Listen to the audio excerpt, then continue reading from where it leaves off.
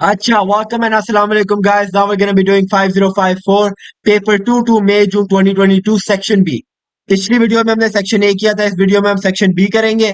Section B का आगे जाने से पहले आपको बताता हूँ कि what is section B. Section B में तीन क्वेश्चंस होंगे from which you have to attempt two questions. तीन क्वेश्चंस में से दो क्वेश्चंस आपने अटेम्प्ट करने हैं। Each question will be 15 marks, ठीक है ना। Each question will be 15 marks और yeah this section will contain 30 marks total, ठीक है। So yeah that is our briefing of the question. Ideally आपने वो क्वेश्चंस करने हैं जो आपको अच्छे तरीके से आते हो और जिसमें आपके 10 to 12 मार्क्स कंफर्म हुए। तो या having that said, let's start. Question 7, figure 7.1 shows the speed time graph for a car traveling on a straight horizontal road. तो एक गाड़ी जा रही है एक straight horizontal road. This doesn't look straight but it is. तो या हमने उसकी स्पीड टाइम ग्राफ को डिस्क्राइब करना है। We have to describe the motion of the car. तो in order for us to do that, पहले हम क्या करते हैं, हम इन तीन जो हिस्से हैं इनको हम ना सेपरेट कर देते हैं और हम इस क्वेश्चन को तीन हिस्सों में डिवाइड कर दिया है और हर हिस्से का हमें मिलेगा एक मार्क। हर हिस्से का हमें एक मार्क मिलेगा। सो या let's name this section A, this will be section B, and this will be section C. तो सेक्शन ए में क्या हो रहा है? सेक्शन ए में as we can see the car accelerates from rest to a maximum value of 16 meters per second for the velocity in a 10-second period. अच्छा, in actually for the first 10 seconds the car accelerates. For the first 10 seconds, the car accelerates and reaches reaches a maximum value for the velocity of 16 meters per second. 16 meters per second तक गाड़ी accelerate करती है and after that it reaches a constant velocity. अच्छा, अब लिख देते हैं for the next 10 seconds, or we can write from 10 to 20 seconds the car maintains that value of 16 meters per second for the velocity, ठीक है ना, that and travels at a constant velocity.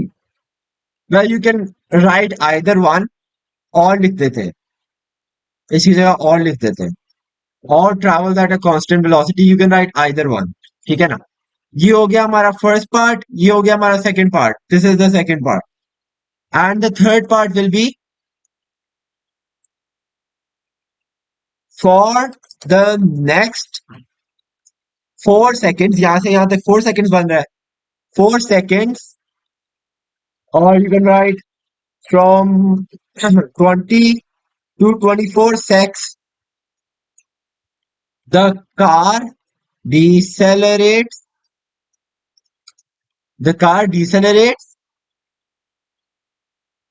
till it comes to rest. मतलब जब तक वो रुक नहीं जाती तब तक वो डिसेलरेट हो जाएगी।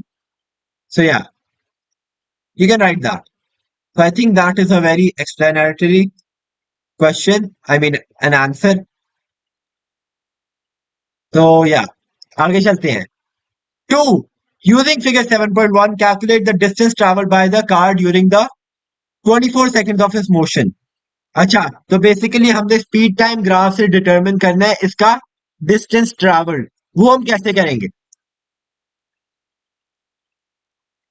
In order to deduce the distance from a speed time graph, we first we need to get the area under the graph.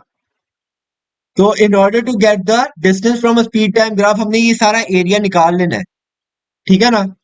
तो मैं I am writing it down for your own like benefit कि आपको समझ आता जाए.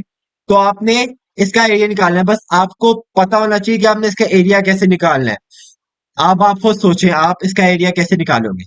आप ऐसे कर सकते हो कि पहले आप ये ट्रायंगल का एरिया निकाल लो, फिर आप इस रेक्टेंगल का एरिया निकालो, फिर आप इस दूसरे ट्रायंगल का एरिया निकालो. We can do that. तो या ट्रायंगल का फॉर्मूला क्या होता है? 1/2 बेस इंटू हाइट. ठीक है ना? तो या let's apply the formula. 1/2 into base हमारी क्या है? बेस इज 10 इंटू हाइट हमारी कितनी है? It is 16. So that will be 80. ठीक है ना? That will be 80 metres. अब हम निकाल लेते हैं इस रेक्टेंगल का. तो रेक्टेंगल का एज वी नो 10 इंटू कर देंगे 16. It's pretty easy. तो या 160 meters ये हो गया. And lastly we'll have to get the area for the small triangle as well. That will be 1/2 into base which is 20 to 24. तो हम 4 ले लेंगे. 24 minus 20 will be 4 into height which is 16. So I think it's 32 meters. Yes. और अगर हम सबको add कर देंगे 32 plus 160 plus 80 will get the total distance. So that will be 272 meters.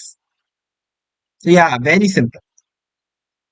It is the easiest marks you can get, in my opinion. Easiest. But make sure that you only apply this on the speed time graph. For any other graph, this will not be valid. Calculate the average speed of the car during its motion.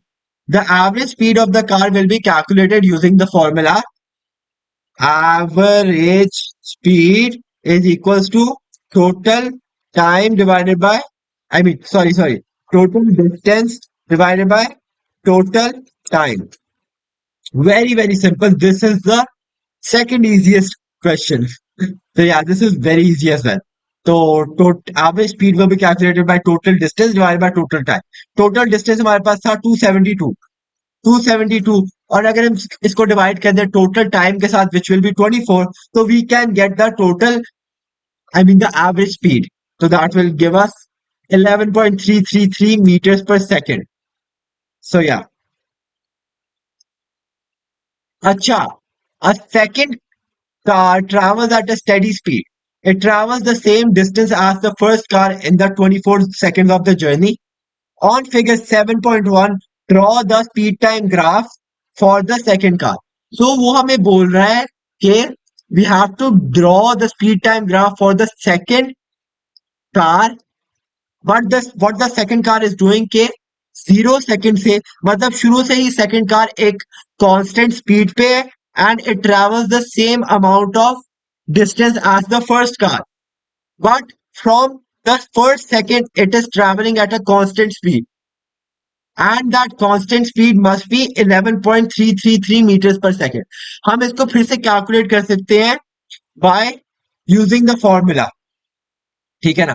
By using the formula, speed is equal to distance divided by time. What they are saying is that the time is 24 seconds. Time हमें दिया हुआ है 24 seconds और distance हमें दिया हुआ है it travels the same distance. तो डिस्टेंस हमें दिया हुआ है 272 as well. So we can calculate using the formula speed is equal to distance over time. But अगर आप नोटिस करें अगर आप गौर करें तो we have already calculated that and the value is 11.333. So अगर आपके पास थोड़ा सा दिमाग हो तो यू कैन सिंपली डिड्यूस कि आप इस वैल्यू को यूज कर सकते हो in order to make a straight line across the whole graph and it needs to look something like this. तो पहले हम देख लेते हैं कि 11.33 कहाँ है. तो this is gonna be each small division will be 0.8 I think. के 4 divided by 5 is 0.8. तो ये हो जाएगा 8.8, 8.8 के बाद 9.6, ये हो जाएगा 10.4, एंड 10.4 के बाद ये 11.2 हो जाएगा। ठीक है ना, 11.2 के थोड़ा सा ऊपर हम जाएंगे तो ये पॉइंट होगा हमारे पास, और हम इस पॉइंट से बना देंगे एक लाइन। एक लाइन हमने खींच देनी है, which is straight from the 0 seconds. So yeah, we have gotten the 2 marks as well. This was a comparatively tricky question. तो अब आगे चलते हैं हम। The part B of the question. The thinking distance is the distance traveled by the car between the time that a hazard is seen and the time that the brakes are applied. जो thinking distance होगा ना, हमारा जो thinking distance होता है, it is the distance a car travel or a vehicle travels driving, है ना। अगर आप एक गाड़ी में बैठे हुए हो और आपको आगे कोई चीज नजर आ जाती है, आपको आगे कोई हैजर्ड नजर आ जाता है, आपको आगे कोई बच्चा नजर आ जाता है, तो आपने पहले वो प्रिसीव करना है कि वो बच्चा आपके सामने है, so you have to brake. आपको ब्रेक करना पड़ेगा कि वो बच्चा आपके सामने है। ठीक है ना। जो डिस्टेंस आप कवर करते हो during that thinking period is the thinking distance. The braking distance is the distance travel while the car slows down to rest. अच्छा, आपने आगे देख लिया है, आप यहां हो, आपने यहां देख लिया है एक बच्चा है, आपने इतना डिस्टेंस ट्रैवल किया है थिंकिंग डिस्टेंस में, सोचने में कि बच्चा आ गया तो आई हैव टू स्टॉप। फिर आपने इतना डिस्टेंस कवर किया है for us to stop, for us to stop. ठीक है ना। फॉर एग्जाम्पल आप जा रहे हो और आगे आपने एक स्पीड ब्रेकर देखा है, या आगे आपने एक स्टॉप साइन देखा है, या आगे आपने कोई पुलिस ऑफिसर देख लिया है, वो आपको रोक रहा है, तो you have to slow down and eventually stop in order for us to like reach the police officer. तो the time it takes for you to stop will be the braking distance. तो figure 7.1 हमें दिखा रहा है braking distance और thinking distance, and it is showing us the braking and thinking distance at different speeds. ठीक है ना। अब हमने डिटरमिन करना है कि क्या क्या आगे हमने करना है, what ever. Complete the table 7.1। अच्छा जी, हमने 7.1 को कंप्लीट करना है।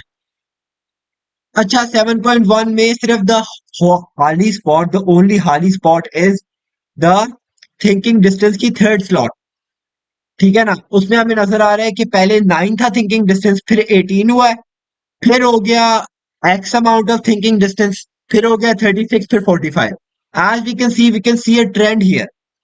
पहले 9 हुआ है, 9 माइनस 18 विल बी 9। ठीक है ना। फिर हुआ एक्स, फिर हुआ 36, 36 minus 45 is 9। So we can see a trend के हर दफा 9 इंक्रीज हो रहा है, तो 18 प्लस 9 विल बी 27। तो 27 will be the answer of this question. आप इसको ऐसे भी सोच सकते हो, फॉर एग्जाम्पल जो आपका थिंकिंग टाइम होता है ना, the time you take to think it does not change in any situation. आपने हर सिचुएशन में सेम अमाउंट ऑफ टाइम में सोचना है। ठीक है ना। The only thing that changes is your speed, the only thing which is changing is your speed. तो the time it takes for you to think does not change but your speed does. ठीक है ना।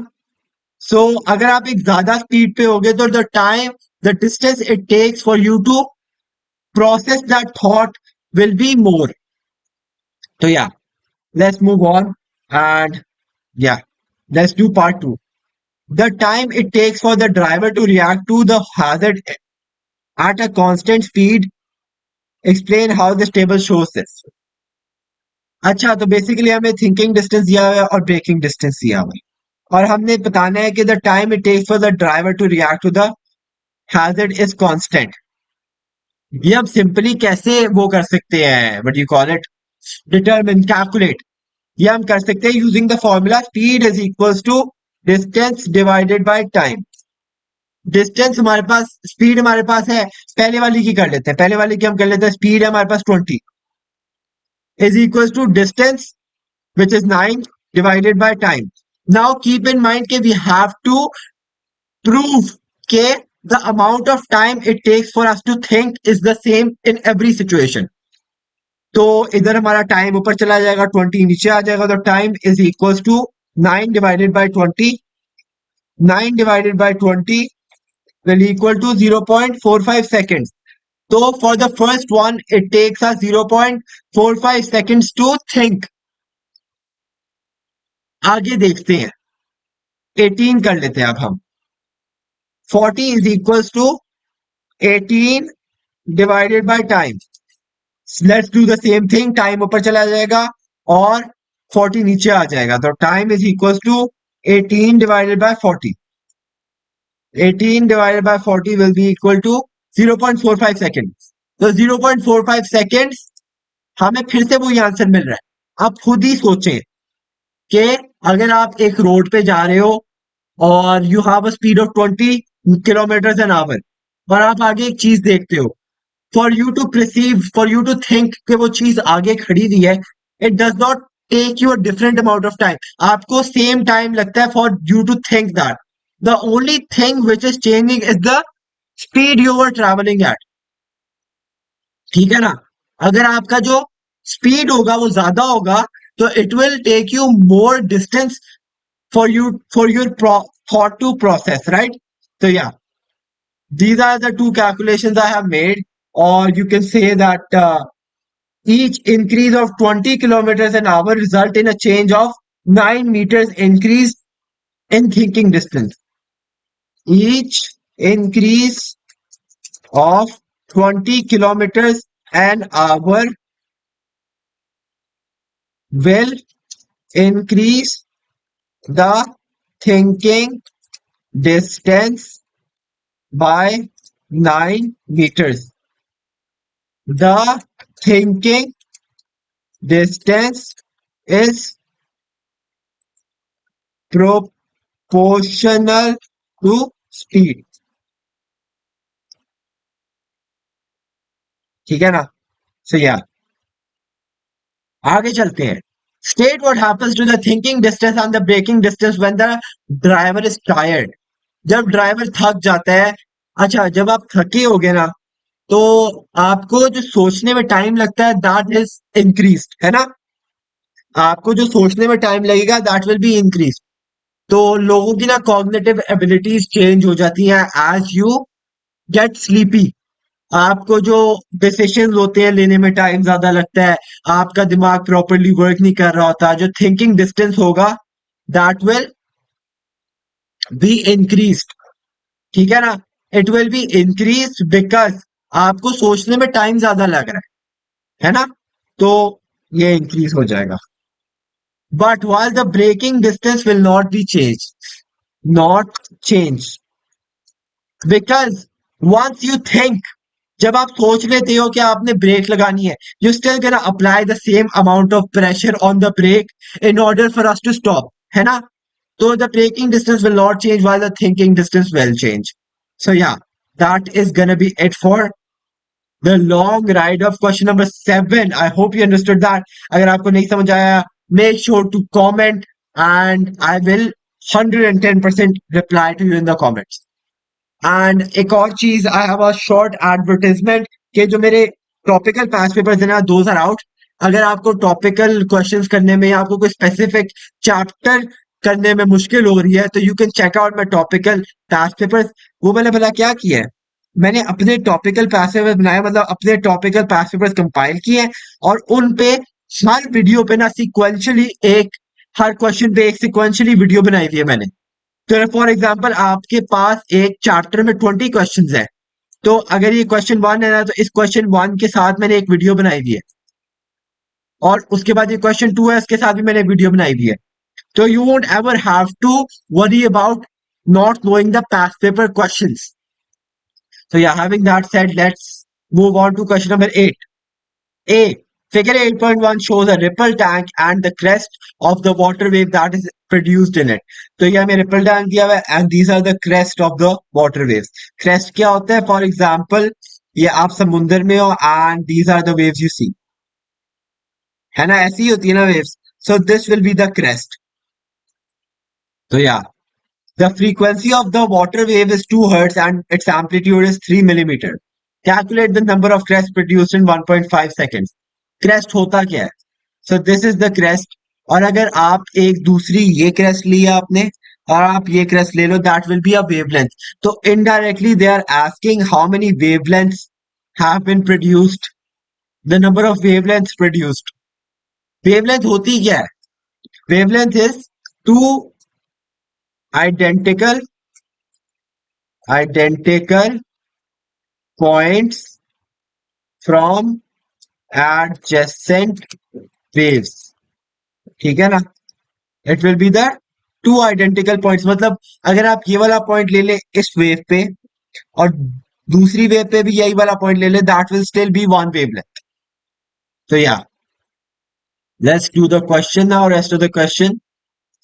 अब हमने लगाना है एक formula in order to find the number of crests के the number of wavelengths produced in that time period. तो अब हम करेंगे number of wavelength is equals to frequency into time. frequency हमारे पास 2 है और टाइम हमारे पास 1.5 है.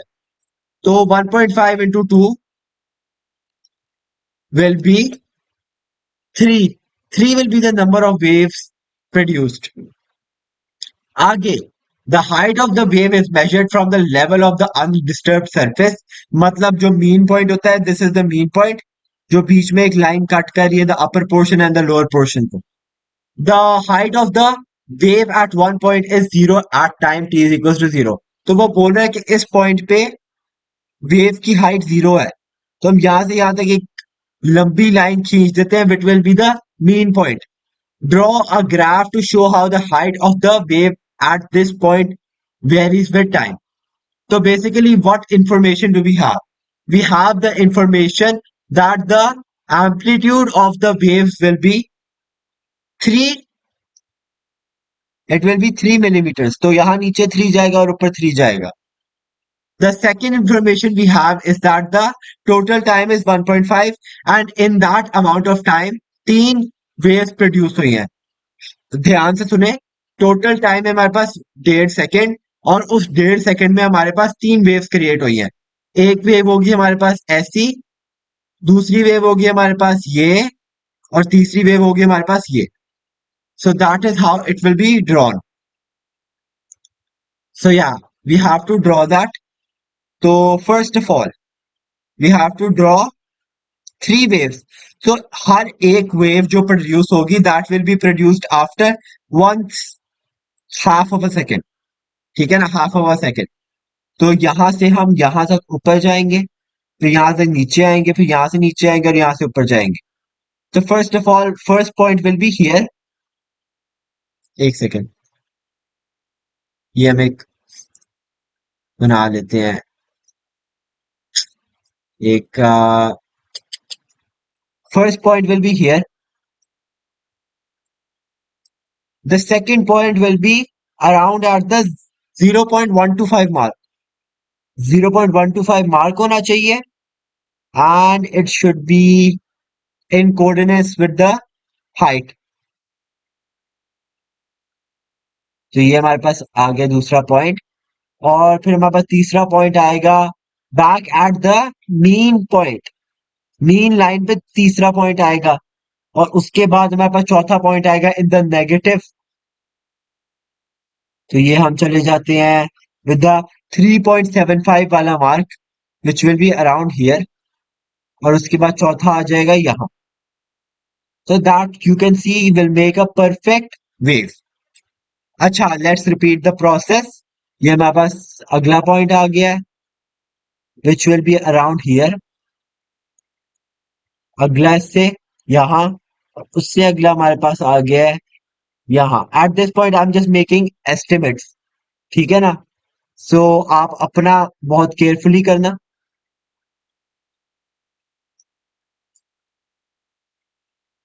So ये हमारे पास आ गया 3 के 3 waves. So yeah, if you join these together, you'll get a very good symphony of waves. So yeah, आप मैं अभी इनको ज्वाइन नहीं करा because I don't have the stability to join them with my mouse. So या if you join them they will become three like good looking waves. चलो जी आगे चलते हैं. B1, the frequency of the wave is increased. Describe how the apparatus shown in figure 8.1 is adjusted so that the frequency of the wave increase. So basically जो हमारे पास wooden bar है ना, wooden बार ना ऊपर नीचे जाता है. ये फॉर एग्जांपल वुडन बार है and it goes up and down to produce waves. मतलब ऊपर जाता है फिर नीचे जाता है, ऊपर जाता है नीचे जाता है, क्रिएटिंग वेव्स. और जितनी ज्यादा फ्रीक्वेंसी से ये ऊपर नीचे जाएगा उतनी ज्यादा वेव्स क्रिएट होंगी. So what can we write? Since the wooden bar is creating the waves, एक second. Since the wooden bar is creating the waves, so if we move it more frequently, it will increase the frequency. So जो भी है मेरी गंदी मंदी English से आपको जो समझ आ रही है वही मैं वही मेरा मीनिंग है. तो जितनी जल्दी जल्दी आप उस बटन बार को ऊपर नीचे करोगे उतनी ज्यादा फ्रीक्वेंसी होगी. फ्रीक्वेंसी होती ही क्या है?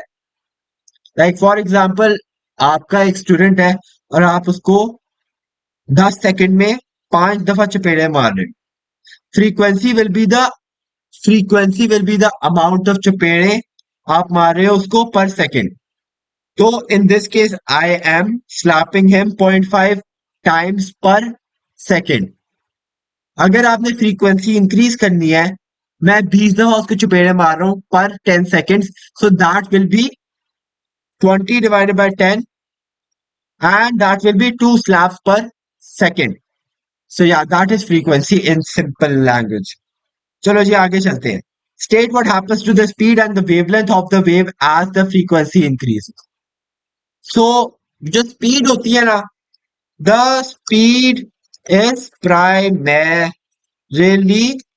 dependent on what? Dependent on the change in medium. जब तक एक मीडियम में चेंज नहीं आता ना तब तक स्पीड भी चेंज नहीं होती. ठीक है ना? And as we can see, they do not mention a change in medium, therefore there is no change in speed. तो हम क्या कर सकते हैं? Speed, एक second. Speed in a uniform medium remains constant. ठीक है ना? You can write that. और आपने लिख देना है इस जैसे कांस्टेंट लिख देना है. So as the frequency increases, the speed stays the same when there isn't a change of states. ये भी लिख देते हैं. So as the frequency changes, there isn't a change in speed because the medium is constant. The medium isn't changing, therefore the speed isn't changing. But if the frequency increases, the wavelength will decrease. If the frequency increases, the wavelength will decrease. Because अगर आपका जो velocity है या जो speed है that is not changing और आपकी frequency increase हो रही है तो वेवलेंथ को डिक्रीज होना पड़ेगा in order to balance out the equation. तो let's mention that equation that is gonna be v is equals to f into lambda. ठीक है ना? अगर हम लैम फ्रीक्वेंसी को हम सब्जेक्ट बना दें तो that will leave us with v is equals to v divided by lambda is equals to frequency. अगर हम फ्रीक्वेंसी इंक्रीज करेंगे in order for us to balance out the equation we'll have to decrease the lambda, decrease the denominator in order to make a balanced equation. तो या अब हम क्या लिखेंगे? Speed will remain constant while wavelength will go like in inversely proportional relationship, wavelength अगर frequency increase होगी तो wavelength decrease होगी, so the wavelength is decreasing. अच्छा, the apparatus shown in figure 8.1 can be used to demonstrate refraction. State the additional apparatus needed to demonstrate refraction. That can be a glass block. तो या आगे चलते हैं. Draw on figure 8.3 to show the refraction of the wavelength wave water wave. Label a boundary where the refraction occurs. तो basically मैंने एक P1 से diagram उठाया है और P1 से डायग्राम दिखा रहे हैं कि एक डीप वाटर से शैलो में जा रहे हैं हम. डीप से शैलो में जा रहे हैं हम लोग. एंड या एज यू कैन सी के there is a change in direction. Change in direction क्या हो रहा है? पहले आपकी जो डायरेक्शन है that is in this direction and then it changes to here. तो अगर हम एक नॉर्मल बना दे तो वी कैन इजीली सी के when it refracts it is going towards the normal. ठीक है ना, it is going towards the normal. So first of all, in order to make that, we'll need to make a boundary. Or boundary, we'll make it something like, let's make it something like this. ठीक है ना? And पहले हम ये कर लेते हैं कि it is going like this.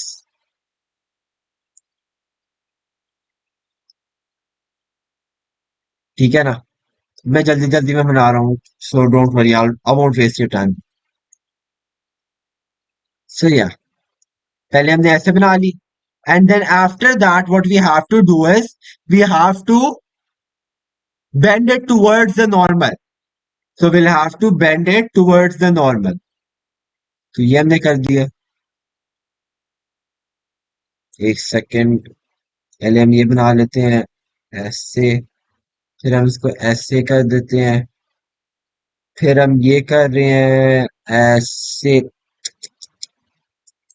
और फिर ये, और फिर ये. The the diagram could have been better but since we are on a time shortage, मैं आपको ऐसे ही एग्जांपल दे रहा हूँ. You can make it something like this. अगर आप इसको थोड़ा सा नीचे कर दो, अगर आप इसको ऐसे कर दो एंड यू लाइक, एक सेकेंड, ये कर दो, फिर ये कर दो, और उसके बाद आप एक और लाइन बना लो. ठीक है ना? और आप इसको फिर ये कर दो, फिर आप इसको ऐसे कर दो, और या you get the point, right? You get the point. So या, something like that, where the direction changes so that the so that it looks like it is moving towards the normal. So yeah, let's move on. D. Figure 8.4 shows a connection to the Earth made from a remote station A using a satellite above the Earth's surface. Data is sent between station A and station B using microwaves which travel to and from the satellite. Station B is connected directly to the internet using optic fiber. ठीक है ना? The microwaves is, of course, we know. The station A and B are each 560 kilometers. So what he is saying is कि यहाँ से यहाँ तक का distance 560 kilometre है, और फिर यहाँ से यहाँ तक का 560 किलोमीटर अगेन है. तो पहले यहाँ से यहाँ तक जाना पड़ेगा, फिर यहाँ से यहाँ तक जाना पड़ेगा. तो total distance will be 560 plus 560. So that will be 1120.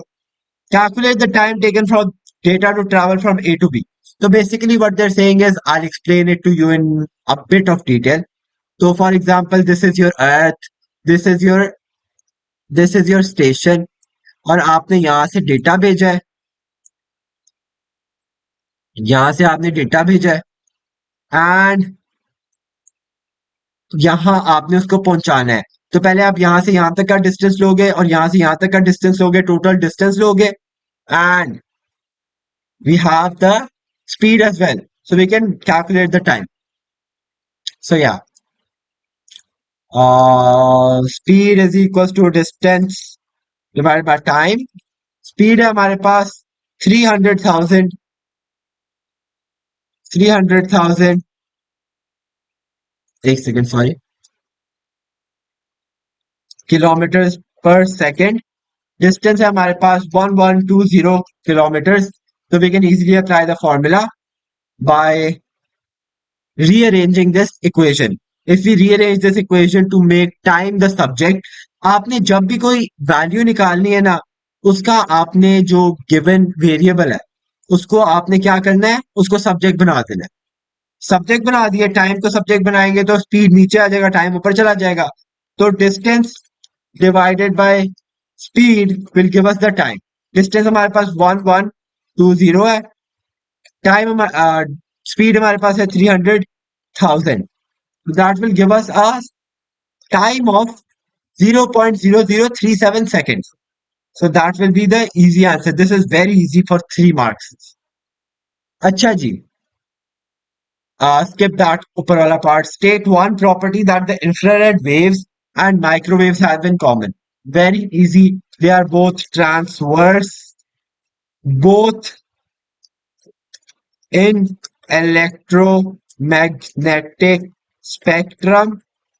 ठीक है ना ये भी हम लिख सकते हैं they are both transverse. Yeah, many differences. Very easy question. Again, 3 का 1 mark मिल रहा है. Suggest one other advantage of using optical fiber to connect stations A and B directly. अच्छा, it can give greater security, higher. अच्छा, जो more bandwidth लिख देते हैं rather than that.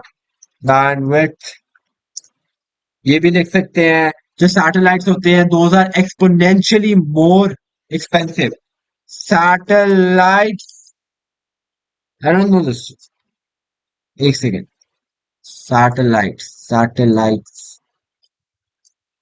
Are exponentially more expensive than fiber ठीक है ना so yeah that is gonna be it for question number 8. So let's move on to question number 9. Okay, lastly, the last question, question number 9. Thorium-229 is a radioactive isotope in several medical applications that involve beta and alpha particles. During ionization, a helium atom becomes a helium ion. It has lost a electron as shown in the diagram. State how the structure of a helium atom differs from a structure of a helium ion. It differs in a way that the helium atom is neutral. है ना helium atom will be neutral because it has the same amount of protons and electrons. Helium atom is neutral. Helium ion, on the other hand, is positively charged because it has more protons than electrons. अच्छा जी, charge. So yeah, let's move on. 2. State how the structure of an alpha particle differs from a structure of a helium ion.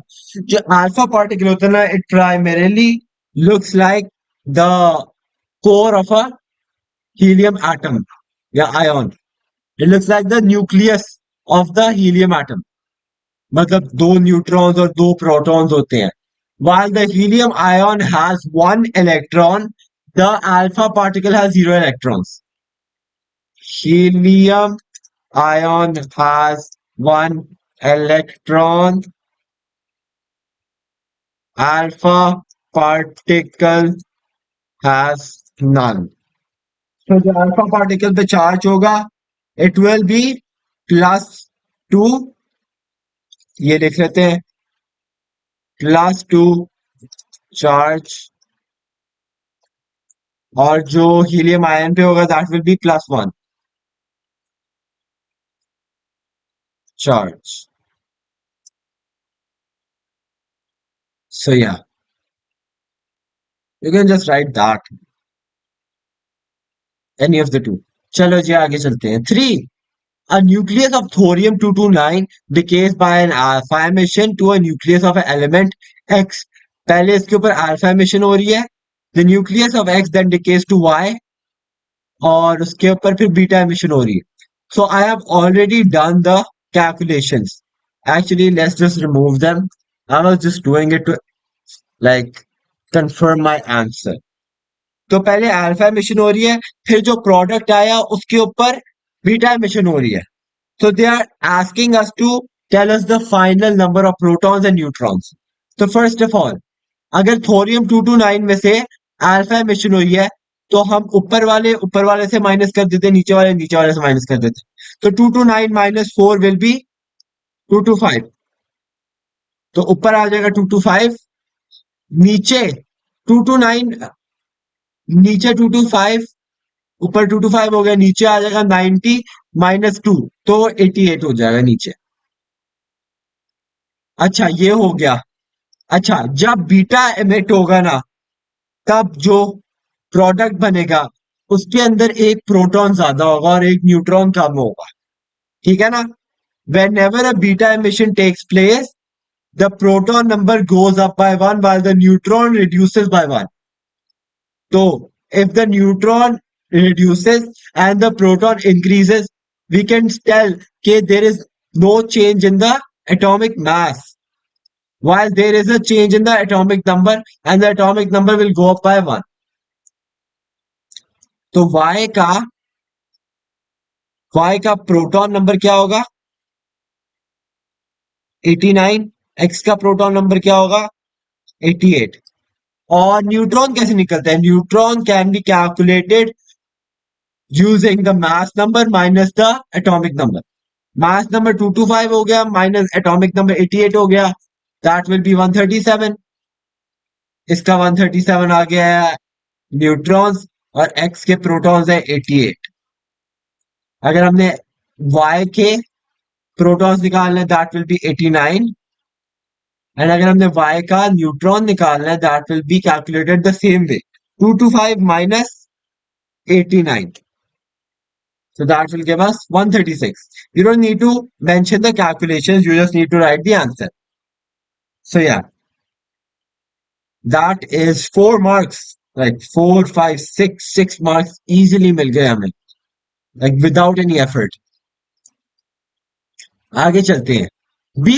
Experiments can show that a sample of a material is radioactive. Describe the apparatus and procedure used to show that a sample of both alpha particles and beta particles. So we have to show that a radioactive sample है हमारे पास. ये हमारे पास radioactive sample है and we have to show that it emits both alpha and beta particles. You may draw a diagram of the apparatus you as you wish. अच्छा, so first of all we have to draw what the sorry we have to draw what the radioactive sample will be like. Radioactive sample जो हमेशा बनाते हैं हम, that is always covered in a lead shielding.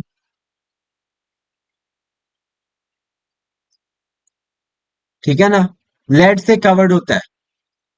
सो ये हमने ये बना दिया है और हम एक रेडियो एक्टिव सब्सटेंस बना देते हैं. It looks something like this.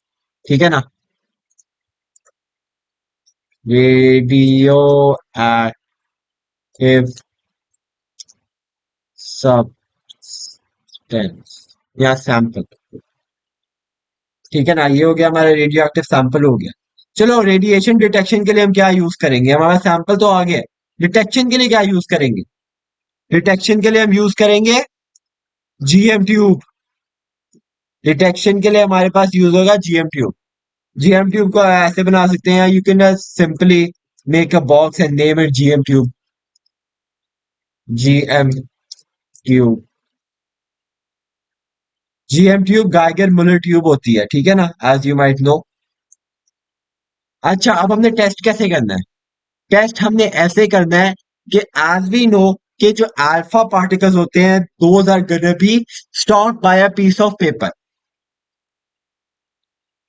अच्छा लिख लेते हैं, the alpha particles will be stop by a sheet of paper. So in order to in order to like क्या कहते हैं, detect detect the presence of alpha particles, just place paper between sample and GM tube. Just place the paper between the sample and the GM tube. Just imagine if this is a paper. If the count goes down, that ensures we have alpha emission. So yeah, तो या हमारे पास alpha emissions के लिए तो आ गया है। अब beta emissions के लिए हम क्या करें? बीटा एमिशंस को तो नहीं पेपर रोक सकता। बीटा एमिशंस के लिए हम यूज करेंगे aluminium. So the same thing will be, what do you call it, repeated. Beta लिख देते हैं इसकी जगह, will be stored by sheet of, या एल्यूमिनियम लिख देते हैं, aluminium. So in order to detect the presence of beta particles, just place aluminum between sample and GM tube. If the count goes down, that ensures we have beta emission. So yeah, so we have to do the same thing with the beta particles, but the difference will be that we'll place a piece of aluminum between them instead of a piece of paper for the alpha, because alpha की जो penetrating power होती है that is less than the beta penetrating power. Beta की penetrating power बहुत ज्यादा होती है in comparison to alpha. So yeah, state what is meant by the half life of thorium. The half life, the time it takes for the radioactive nuclei to have. ठीक है ना, ये लिख देना बस काफी है। A sample of pure thorium-229 contains 4 into 10 raised to the power of 14 atoms after 22,000 years. The number of atoms of thorium-229 in the sample is 5 into 10 raised to the power of 13. Determine the half-life. Acha, in order to determine the half-life, we need to figure out how many halves, how many cycle of halves has the sample gone through. पहले हमारे पास थे 4 into 10 raised to the power of 14 atoms. और अब हमारे पास बच गए हैं 5 into 10 raised to the power of 13 atoms. तो फर्स्ट ऑफ ऑल हम 4 into 10 raised to the power of 14 को डिवाइड करेंगे until we get a value of 5 into 10 raised to the power of 13. तो 4 divided by 2, that will be 2 divided by 2, that will be 1, and divided by, अच्छा, we'll have to go through 3 halves until we get to 5 into 10 raised to the power of 30. ये पहले हुआ 2, फिर 1, फिर point, फिर 5 into 10 raised to the power of 13, तो 3 half. और मैंने आपको क्या बताया था, number of years divided by half life is equal to number of halves। तो हमारे पास नंबर ऑफ years कितने हैं, 22,000। हाफ लाइफ निकालनी है, और नंबर ऑफ हाफ्स कितने हैं, 3। तो या अगर हम ये कर दें, इसको रीअरेंज कर दें, तो 22,000 divided by 3 is equals to 7,300 years। इसको अगर हम राउंड ऑफ कर दें। अच्छा, if you want this in explanation you can go check my topical videos out. Topical past paper पे वीडियोस भी बनाई हुई है मैंने, so you can go check them out and hopefully आपका ये कॉन्सेप्ट क्लियर हो जाएगा in order to proceed forward. अगर आपको कोई मुश्किलात आ रही है इन अ स्पेसिफिक टॉपिक, तो आप मेरे टॉपिकल्स देख के उस टॉपिक को स्पेसिफिकली मतलब बार बार उसके क्वेश्चंस करोगे तो आपको इवेंचुअली आ ही जाएगा इंशाल्लाह। तो या that is going to be it for this video. I hope you enjoyed. Have a great day. Subscribe, like, comment. Comment if you have any questions, queries, or whatever, any like future questions, whatever you want to ask, just comment. I will surely message back. So, yeah, that's going to be it. Have a great day.